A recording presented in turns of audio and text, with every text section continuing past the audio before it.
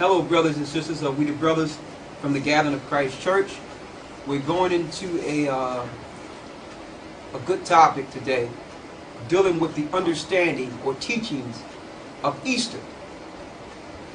This time of year, you go to your stores, you go into your supermarkets, you will see eggs, the dyeing of eggs. You'll see bunnies, little yellow bunnies, and people planning the Easter egg hunt and dunking eggs. These festivities, these family festivities that allow the people to come together. Easter Sunday, everyone come together in remembrance of Jesus Christ getting crucified, rising on a third day, or what the church called Easter Sunday. So you might ask yourself, what do bunnies, eggs, and Christ have to do with each other? Why you have some churches dealing with Easter egg hunts, or have everybody coming on Easter Sunday. And I used to wonder, even though the calendar changed each year and the days change each year, you notice Easter Sunday, Easter always falls on a Sunday, regardless of what the calendar is. Easter falls on a Sunday. You have Good Friday, Easter Sunday. So we're going to go into the teachings. Where do Easter come from? Do the day Easter have anything to do with Jesus Christ? Was pagans or Gentiles following the worship of Easter before Christ was born? All these and more will be answered for you. Where's the first place you see the word Easter? We're going into the Holy Bible, the King James Version, the regular King James Holy Bible, the same Bible you may have on your mantelpiece. And we're going to go into the word Easter and see if it's in the Bible. Let's go to Acts 12 and 4. Acts 12 and 4. And when he had apprehended him, he put him in prison and delivered him to 4 quadrants of soldiers to keep him, intending after Easter to bring him forth to the people. Intending after Easter to bring him forth to the people.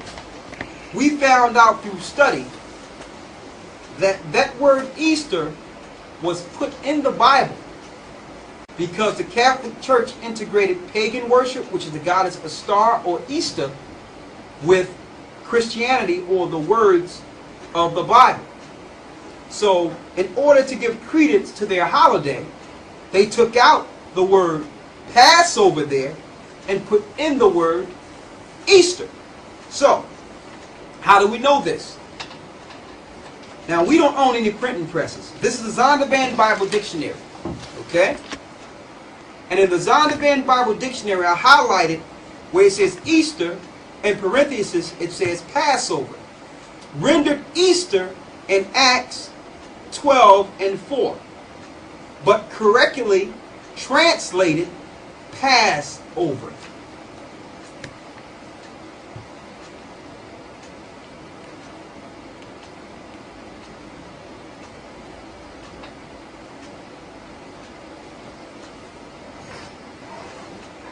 Okay? Alright. So now, if it was correctly translated, if you go into the Greek, the word Passover was really there. You may ask yourself, if the churches or the mother church is dealing with Christ, why would they purposely omit the festival that Christ was dealing with? He was actually crucified on the night of the Passover. Why would they purposely omit the Passover, the days the Israelites were dealing with? You know the Passover that came down in Egypt and killed the firstborn, that didn't put the blood of the people, that didn't put the blood on their doors. That Passover represented liberation for God's people out of Egypt. Later on, it represented Christ being the Passover, Him giving up His flesh, Him giving His blood for the sins of His people on Passover night. Sitting down with the disciples, letting them know to do this in remembrance of Him. Now, if the churches are dealing with the Spirit of Christ, why would they diabolically, this is a diabolical tactic. Why would they take the word Passover out of Acts and just slip in the word Easter? Maybe the pagans were dealing with the Easter god or the goddess Astar. We'll see. Give me Job 13 and 4. Job 13 and 4. Because we know they that would worship Christ or God must worship him in spirit and in truth. Read Job 13 and 4 for me, please. But ye are forgers of lies. They are what? But ye are forgers of lies. They are forgers of lies. So you would have an institution sit down and forge new teachings in the book to give credence or authority to a Gentile teaching. Let's get 1 Corinthians 10 and 20. And read that.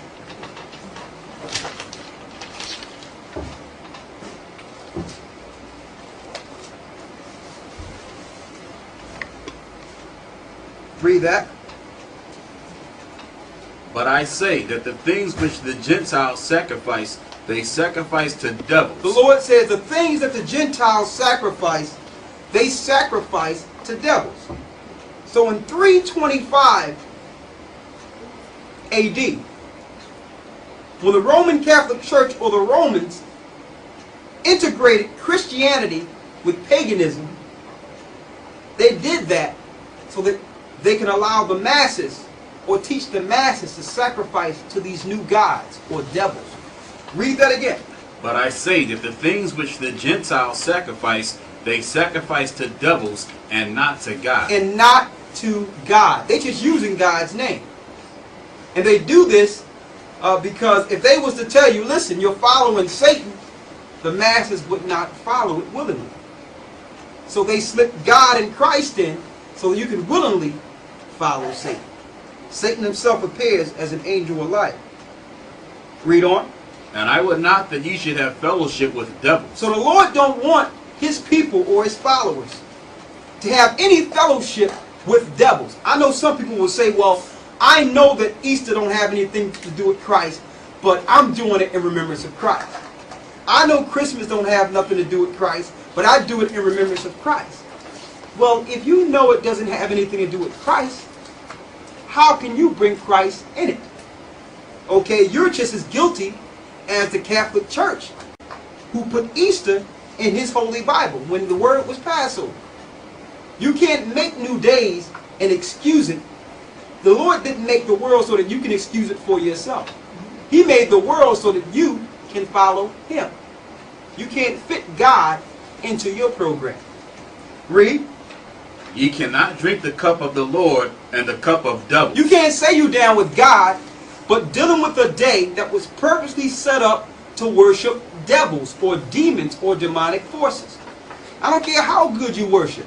If you're doing it on a day that was set up to follow a demonic god, you're following that demonic god. Read.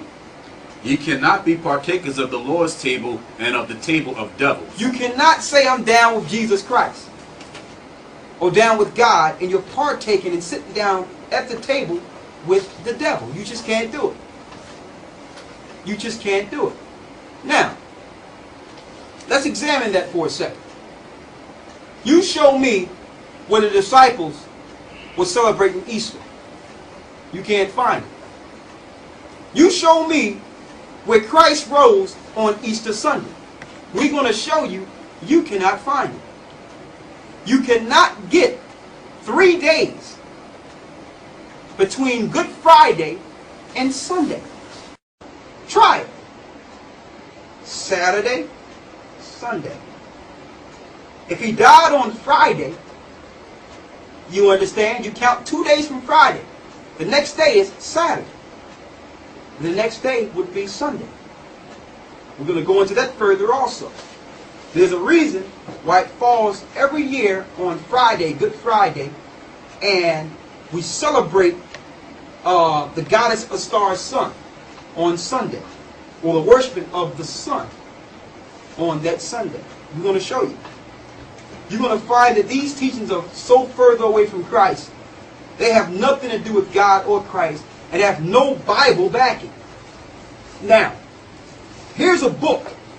It's out of print now. It's called The Two Babylons and the Worship Proved to be the Worship of Nimrod and His Wife by Alexander Hislop. And this book was compiled in 1932. Okay? And in this book, what Alexander Hislop attempted to do with a lot of references is to reference the modern Western world teachings of Christianity and parallel them with the ancient teachings of Egypt and Babylon, to let you know that the worship we're doing in the Western world in America have nothing to do with the Israelites or Jesus Christ. They were purposely set in the church, the papal church. They were purposely set with the authority to bring forth the same teachings of ancient Babylon. They was purposely set with the authority to bring in the new teachings of ancient Babylon and ancient Egypt. I'm going to read some passages out of this, and I'm going to show you if you can pan in on some of these images. I'm going to show you some of these images, and we're going to show you first where the egg come in. I want you to go and pan in on the egg to my right, to your left. The egg wrapped with a snake around it. Right? You got it?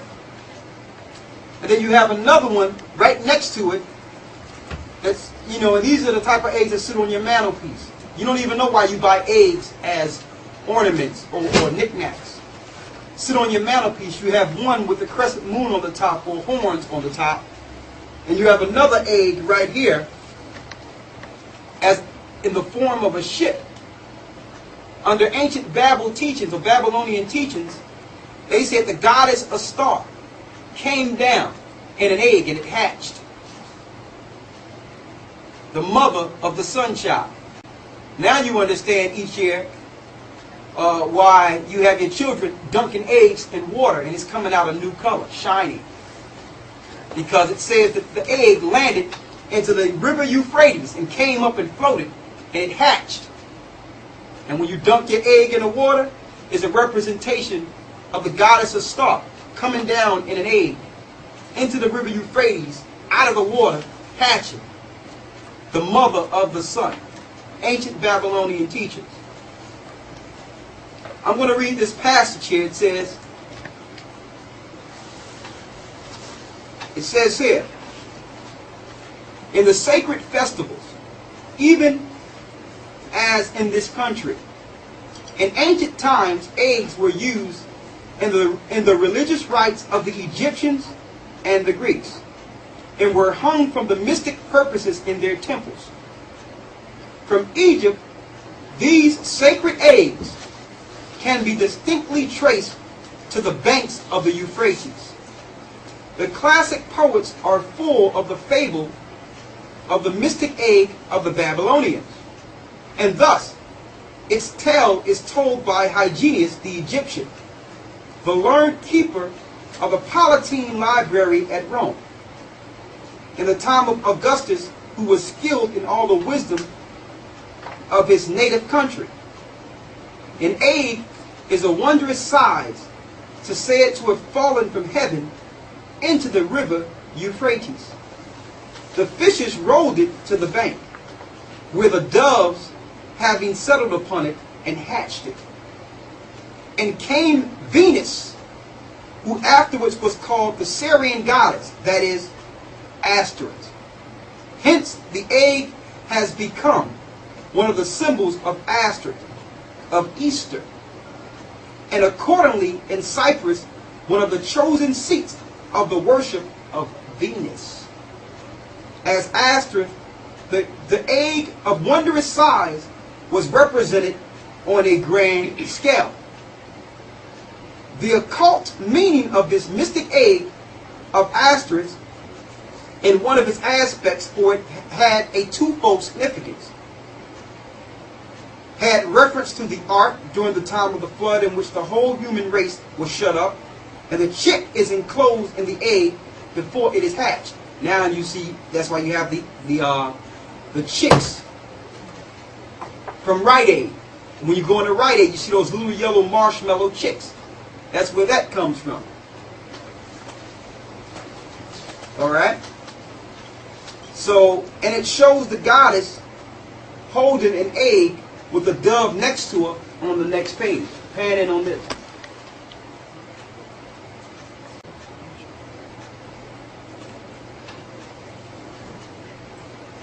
Okay, you have it? So now, we done broke down the Easter side of things, so we know that Christ have nothing to do with Easter. Alright? Easter was a word that was put in the Bible by the Roman Catholic Church, brought over to the Americas to have the Western world, the slaves that were enslaved in the Western world, following Gentile worships and pagan deities and gods, which are nothing different than demons. There's more. I'm going to read this here.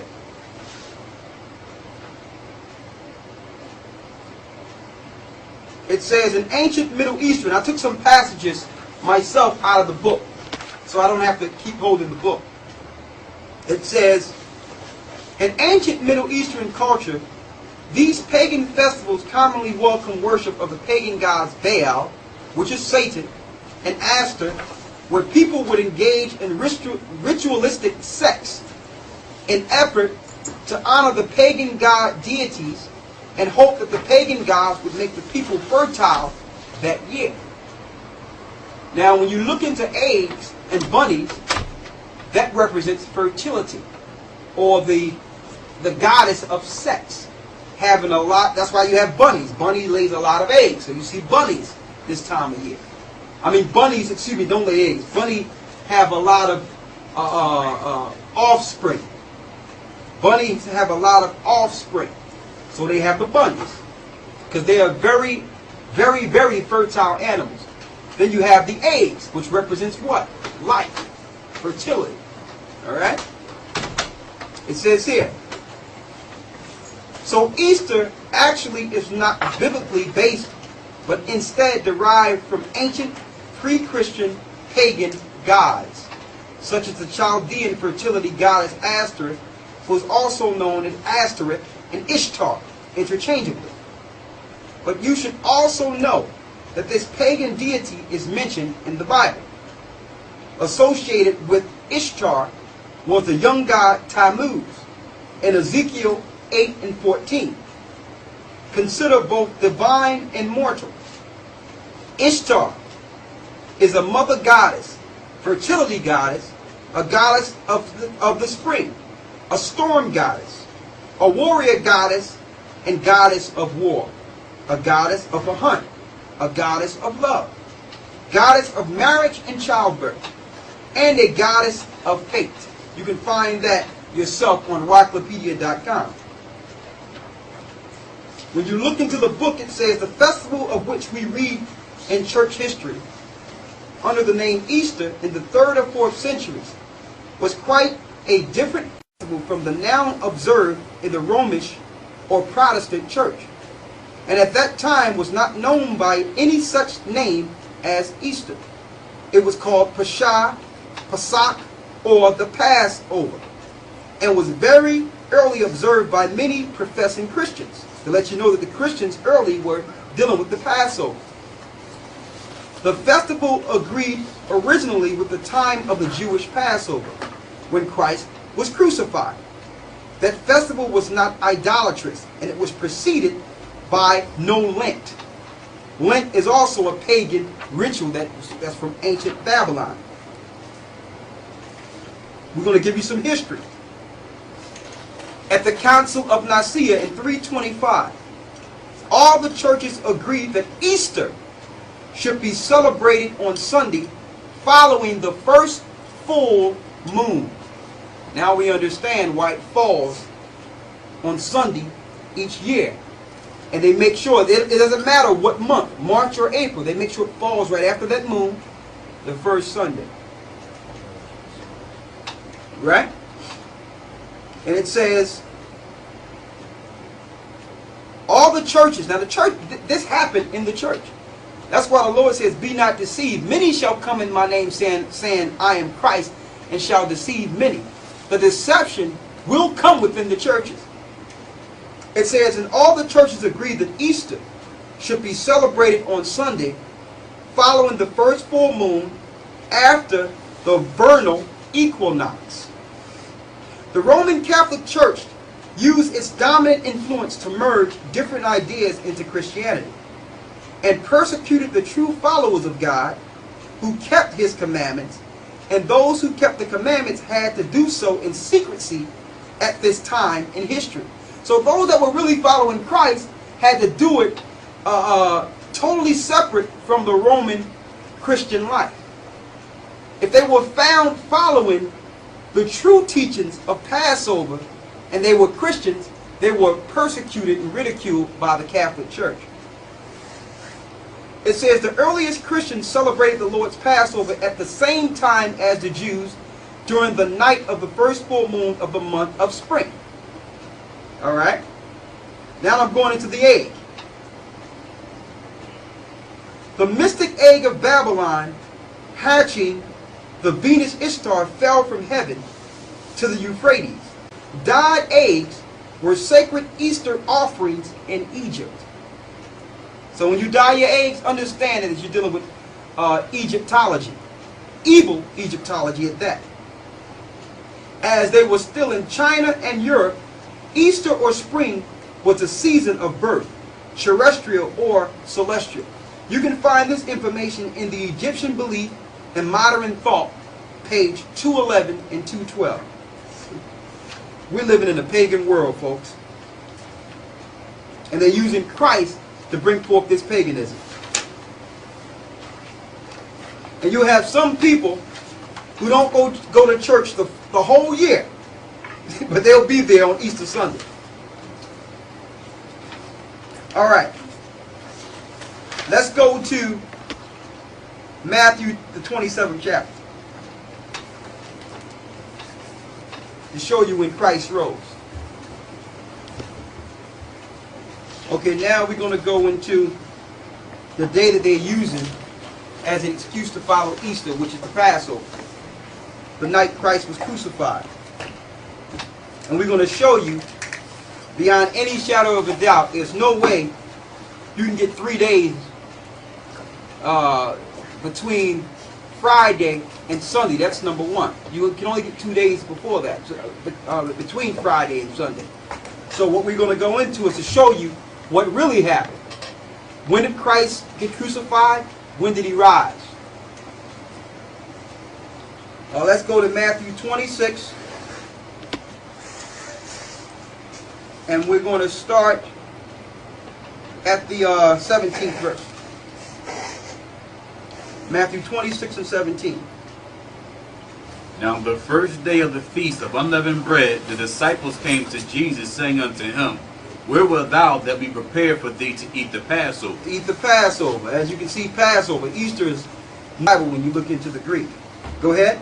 And he said, Go into the city to such a man, and say unto him, The Master saith, My time is at hand. I will keep the Passover at thy house with my disciples. I will do what? I will keep the Passover at thy house with my disciples. I will keep the Passover with my disciples. So that's number one. Christ kept the Passover feast. Alright? As a matter of fact, it was done so that the disciples from that day forward can remember the Passover in remembrance of that last Passover feast. That's what that is what the disciples were following until the Nicene Council in 325 came and switched it to Easter. Now, let's go to 1 Corinthians 10 and 16.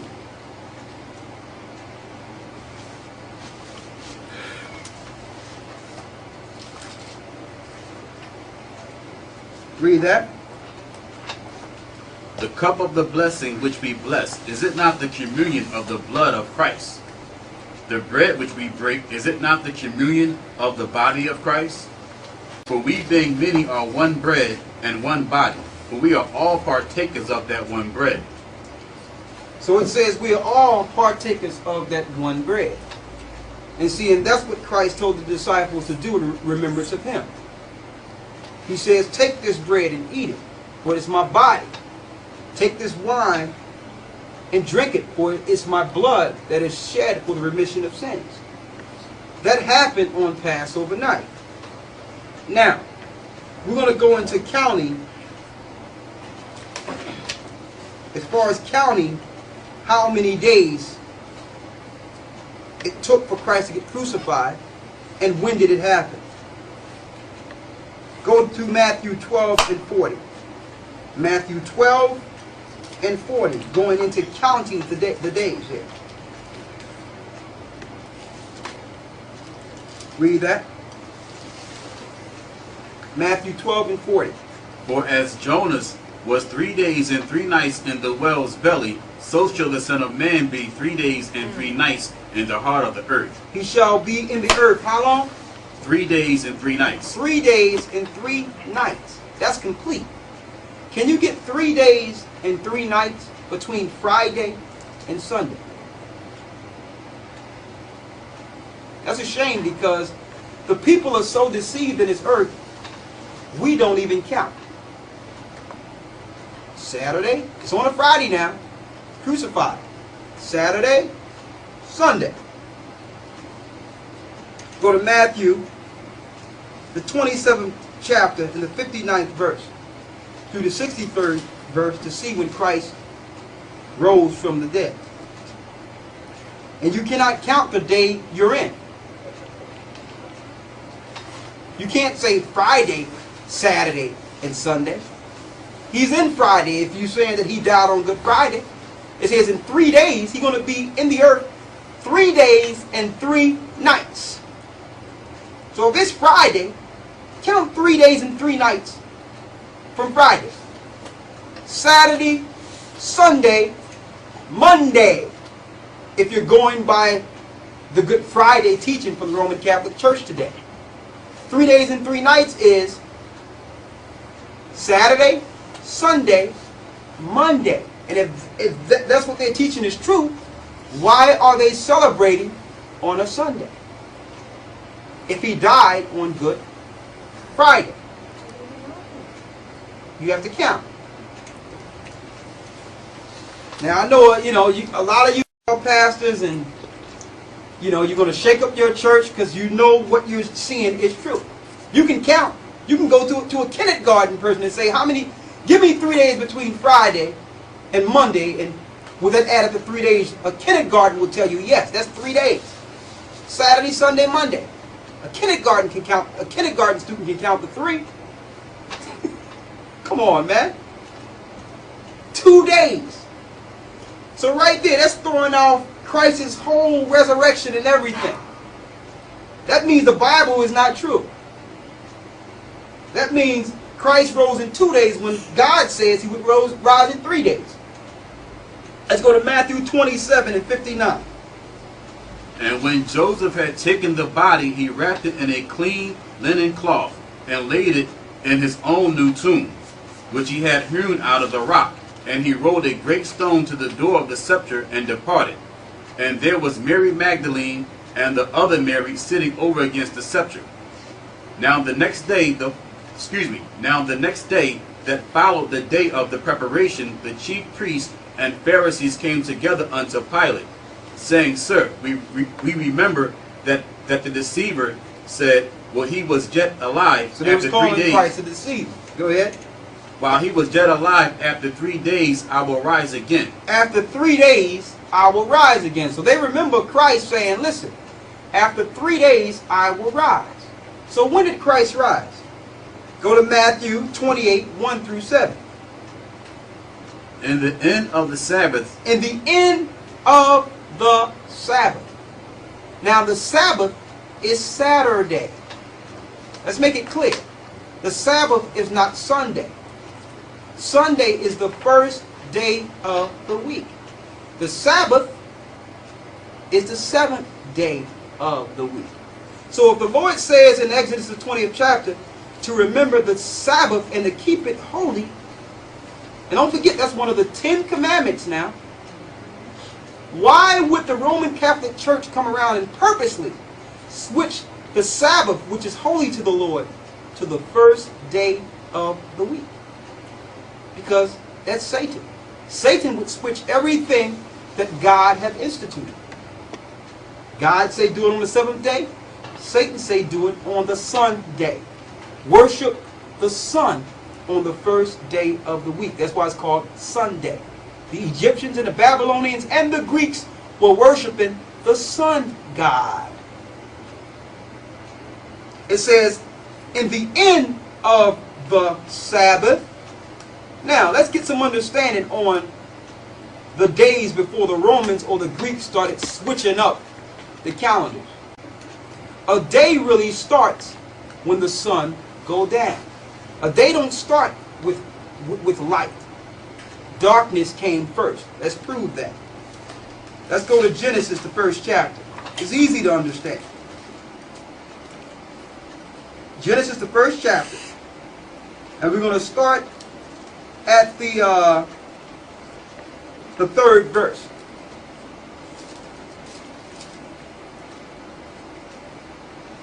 Matter of fact, start at the first verse. Let's see what came first. Read. In the beginning God created heaven and the earth. And the earth was without form and void, and darkness was upon the face of the deep. It was totally dark.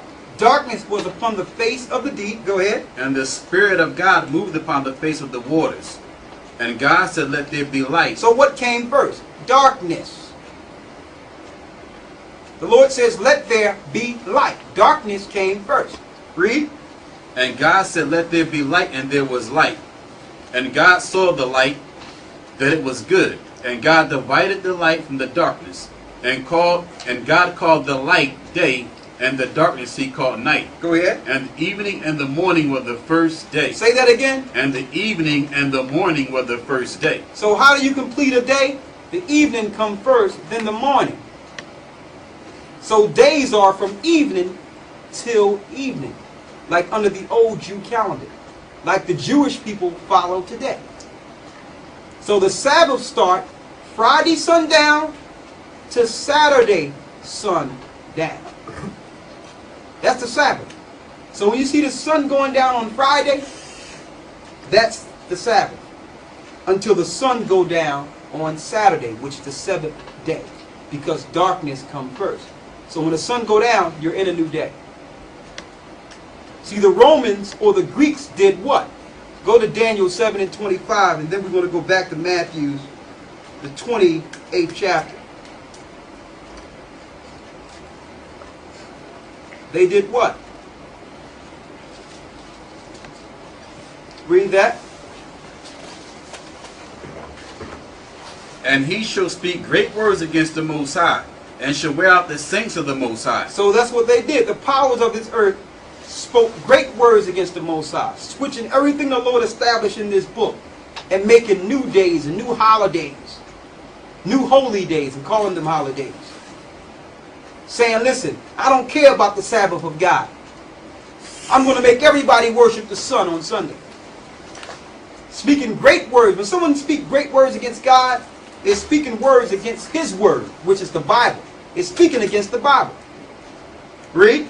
And think to change times and laws. It says they shall think to change times and laws. Now will they do it? No. Because every 30 days there's a new moon. So they can think to do what they want. But as long as they're new moons, that's a new month. So the time is still going on correctly, even though they think to change times and laws. See, Satan is behind these diabolical plots to get everyone worshiping him. Now let's go back to Matthew 28. Going back to the first verse. Go ahead. In the end of the Sabbath. At the end of the Sabbath now, don't forget the sun is about to go down Saturday night, going into a new day. Read. As it began to dawn toward the first day. It was about to be Sunday, because when the sun go down on Saturday, you're really in the first day of the week. So don't forget, this was before Sunday even came. Read. As it began to dawn toward the first day of the week, came Mary Magdalene and the other Mary to see the sepulchre. Go ahead. And behold, there was a great earthquake, for the angel of the Lord descended from heaven, and came and rolled back the stone from the door, and sat upon it. His countenance was like lightning, and his raiment white as snow. And for fear of him, the keepers did shake and become as dead men. And the angel answered and said unto the women, Fear not ye, for I know that ye seek Jesus, which was crucified. He is not here, for he is risen, as he said.